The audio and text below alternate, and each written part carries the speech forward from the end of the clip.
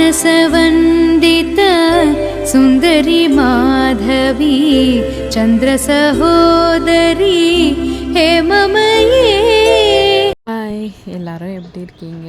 இன்றைக்கி வரலக்ஷ்மி நோன்பு இல்லையா? அதனால் நம்ம வீட்டில் இன்றைக்கி எப்படி வரலக்ஷ்மி நோன்பு கும்பிட்டோம் அப்படின்ற வீடியோ தான் பார்க்க போகிறோம்.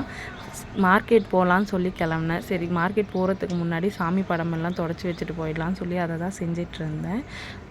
பூஜை பாத்திரமெல்லாம் வாஷ் பண்ணுறதுக்கு எடுத்து வச்சுட்டு அதுக்கப்புறம் சாமி படமெல்லாம் தொடச்சி வச்சுட்டு மார்க்கெட் கிளம்பிட்டேன். மார்க்கெட்டு சரியான கூட்டமாக இருந்தது இன்றைக்கி. எல்லாருமே இன்றைக்கி தான் வாங்க வந்திருந்தாங்களா, நானும் இன்றைக்கி தான் போயிருந்தேன். எனக்கு கொஞ்சம் யோசனை இருந்திருந்தால் நேற்று ஈவினிங்கே வாங்கி வச்சுருக்கலாம். பூ இன்றைக்கி செம்ம ரேட்டாக இருந்தது. பூ பழம் எது வாங்க போனாலும் ரேட்டு.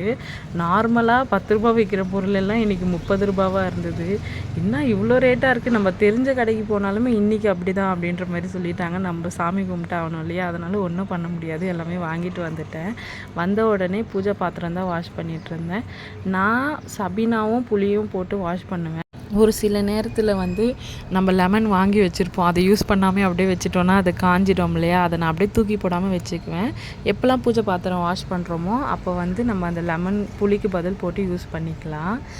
பூஜை பாத்திரம் வாஷ் பண்ணிவிட்டு கையோட ஒரு காட்டன் துணியை வச்சு தொடச்சிட்டோன்னா பாத்திரம் கருக்காமலே இருக்கும், நல்லாயிருக்கும். 1 வீக் ஆனாலுமே பாத்திரம் பளிச்சுன்னு இருக்கும். அதுக்கப்புறம் அரிசி மாவு கோலத்துக்கு தான் ரெடி பண்ணிகிட்டு இருந்தேன். நான் அரிசி மாவு பச்சரிசியை ஊற வைக்கணும்னு நினச்சேன், மறந்துட்டேன். அதனால் வீட்டிலே அரிசி மாவு கொஞ்சம் இருந்ததா, அதனால் அரிசி மாவு எடுத்து தண்ணி போட்டு கலந்துட்டோன்னா அது தேவையான பக்குவம் கொஞ்சம் திக்காகவும் இல்லாமல் தண்ணியாகவும் இல்லாமல் அது ஒரு மாதிரி நடுவில் ஒரு கன்சிஸ்டன்சி இருக்கும் இல்லையா? அதில் நம்ம கலந்து சும்மா லைட்டாக போட்டு பார்த்தாலே நம்மளுக்கு தெரியும், ஓகே இழுக்க வருது அப்படின்னா நம்ம கோலம் போடுறதுக்கு மாவு ரெடி ஆகிடும். அதுக்கப்புறம் நிலவாசலில் குங்குமஞ்சா தான் வச்சிட்டு இருந்தேன். ஃபஸ்ட்டு ஃபுல்லாக மஞ்சள்லாம் தடவிட்டு அதுக்கப்புறம் எல்லாத்துக்குமே குங்குமம் வச்சுட்டு அரிசி மாவு கோலம் போட ஆரம்பிச்சிட்டேன் வாசலில். நம்ம பச்சரிசி மாவில் கோலம் போடுறோம் அப்படின்னு முடிவு பண்ணிட்டோன்னா கண்டிப்பாக அதுக்கு டைம் வேணும். ஏன்னா அது போடுறதுக்கு கூட டைம் கொஞ்சம் சீக்கிரமாக ஆகிடும். ஆனால் அது காயணும். கண்டிப்பாக அது ஒரு 2 ஹவர்ஸ் இல்லைனா அட்லீஸ்ட் ஒரு 1 ஹவராவது எடுக்குமே அது காயறதுக்கு. நம்மளுக்கு டைம் இல்லை அப்படின்னா நம்ம சாக் பீஸ்லேயோ இல்லைனா கோலம் மாவுலேயோ கோலம் போட்டுக்கலாம்.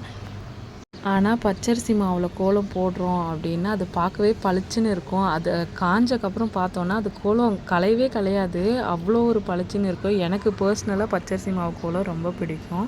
சாமிக்கு மணை வைப்போம் இல்லையா, அந்த மனையிலையும் பச்சரிசி மாவு கோலம் தான் போட்டிருந்தேன். கோலம் போட்டுட்டு டேபிள் ஃபேனோ இல்லை நம்ம ஃபேன் கீழேயோ காய வச்சிட்டோன்னா கொஞ்சம் சீக்கிரத்துலேயே காஞ்சிரும். இது நான் கடைசியாக தான் சாமிக்கு மனையில் போட்டதுனால நான் ஃபேன் கீழே வச்சுட்டேன். ஒரு 1/2 ஹவர்லேயே காஞ்சிருச்சு. பூஜை ரூம்லேயும் சாமி வைப்போம் இல்லையா, அந்த இடத்துல ஃபுல்லாக கோலம் போட்டு விட்டுட்டேன்.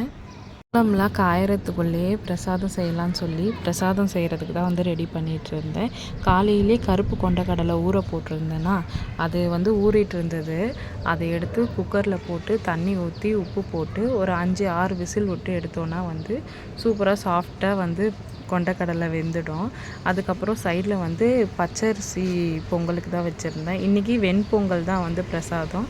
வெண்பொங்கலுக்கு பச்சரிசி போட்டு அதுக்கப்புறம் சிறுபருப்பு கொஞ்சம் தண்ணி ஊற்றி வாஷ் பண்ணிவிட்டு ஒரு 10 நிமிஷம் ஊற வச்சுட்டு அதுக்கப்புறம் தண்ணி ஊற்றி அடுப்பில் வச்சுட்டு குங்குமஞ்சா வைக்கலாம். சாமி பாத்திரமெல்லாம் வாஷ் பண்ணி வச்சுருந்தோம் இல்லையா, அதெல்லாம் எடுத்துகிட்டு போய் வெளில வச்சுருந்தேன். அதனால் பூஜை பாத்திரத்துக்கெல்லாம் குங்குமஞ்சா வச்சிடலான்னு சொல்லி அந்த வேலையும் சைடில் செய்ய ஸ்டார்ட் பண்ணிட்டேன்.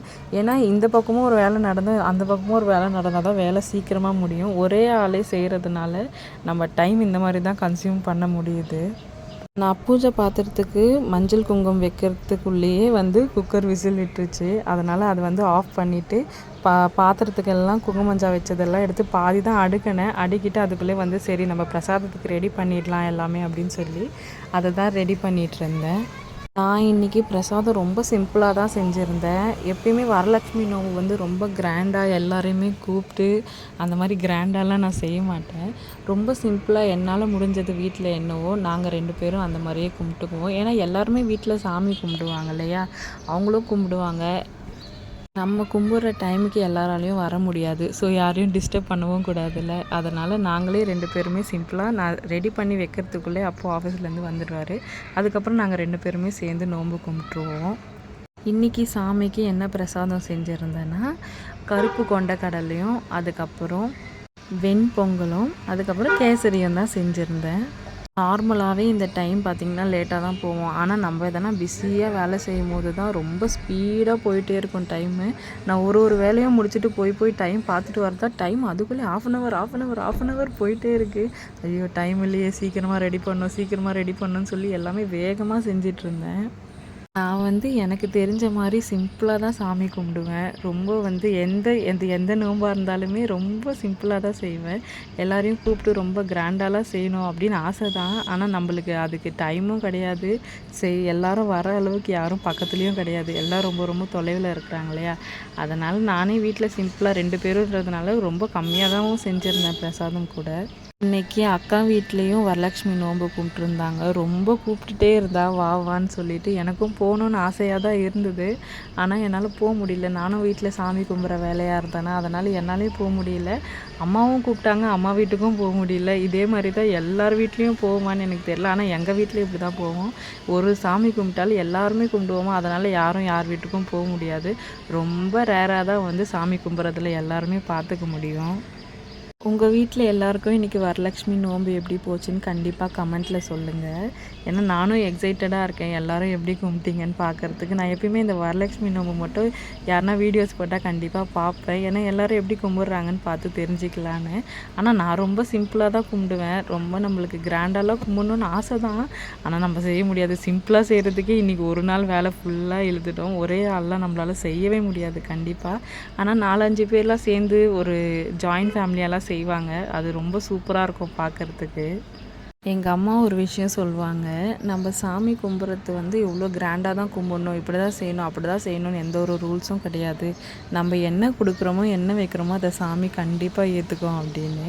பிரசாதம் செஞ்சு முடிச்சுட்டு நான் போய் ரெடி ஆகிட்டு வரலான்னு சொல்லி கிளம்பிட்டேன். ரெடி ஆகிட்டு வந்துட்டு அதுக்கப்புறம் கலச சொம்புக்கு தான் ரெடி பண்ணிகிட்டு இருந்தேன். நம்ம கலசம் வைக்கிறதுக்கு எவர் சில்வரை தவிர எந்த ஒரு சொம்பாக இருந்தாலுமே அதை எடுத்துக்கலாம். அதுக்கப்புறம் நம்ம கலசத்தில் ஃபுல்லாக மஞ்சள் தேய்ச்சி அதை சுற்றி குங்குமம் வச்சுட்டு கலசத்தில் முக்கால்வாசி நம்ம பன்னீர் ஊற்றிட்டு அதுக்கப்புறம் அதில் வாசனை நிறைந்த பொருட்கள் நம்மக்கிட்ட என்ன இருக்கோ அது எல்லாமே போடலாம். நான் இன்றைக்கி ஜாதிக்காய், மாசிக்காய், லவங்கம், ஏலக்காய், வெத்தலை பாக்கு, அப்புறம் கொஞ்சோண்டு குங்கும மஞ்சள், கொஞ்சம் ஜவ்வாதும் அதில் போட்டிருந்தேன். இதெல்லாம் அந்த தண்ணியில் போட்டுட்டு அதுக்கப்புறம் மாயில வச்சு நம்ம தேங்காய் வச்சு அம்மனை வச்சுட்டு அம்மனுக்கு அலங்காரம் எல்லாம் பண்ணிவிட்டு நம்ம நிலைவாசலில் வச்சுட்டு சாமியை உள்ளா வீட்டுக்கு அழைச்சிக்கலாம்.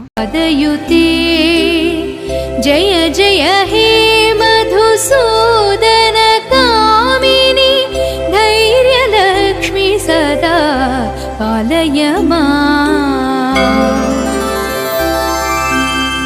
जय जय दुर्गति नाशनि कामिनी सर्वफलप्रद शास्त्रमये रथगजतुरगपदाति समावृत परिजनमण्डित लोकनुते हरिहर ब्रह्म सुपूजित सेवित तापनिवारण पादयुते। जय जय हे मधुसूदन कामिनी गजलक्ष्मी रूपेण पालय माम्।